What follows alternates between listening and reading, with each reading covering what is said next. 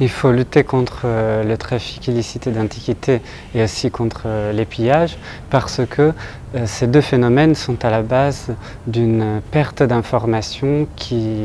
sont fondamentales pour la recherche archéologique. Les pilleurs, quand détruisent un site archéologique après lequel il y a tout un trafic illicite, détruisent des informations sans lesquelles les archéologues ne peuvent pas mener leurs recherches. Donc au-delà de la perte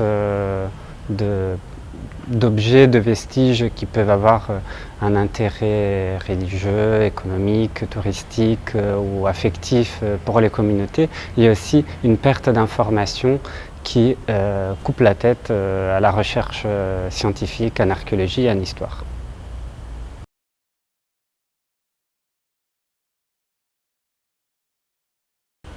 Donc, en tant qu'archéologue et historien, mon rôle c'est de faire de la recherche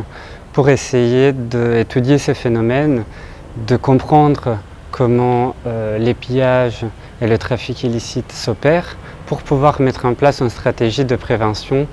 dans le but un peu utopique de prévenir ou arrêter à un moment donné ce type de phénomène. La recherche est fondamentale parce que si on ne sait pas ce qu'on cherche, on ne peut pas mettre en place des stratégies de prévention. Donc pour savoir ce qu'on veut et ce qu'on cherche, il faut faire des recherches. Et donc concrètement,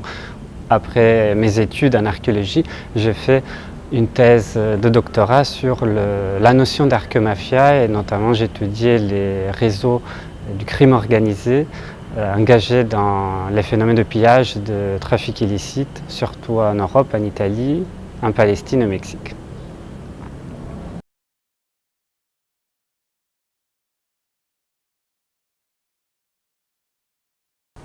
Je suis vraiment convaincu que tout le monde a un rôle à jouer dans la prévention des pillages et la lutte contre le trafic illicite. La recherche est très importante. Ne pas acheter des vestiges archéologiques ou de l'art d'origine ancienne, parce que la notion d'art, d'archéologie peut être très...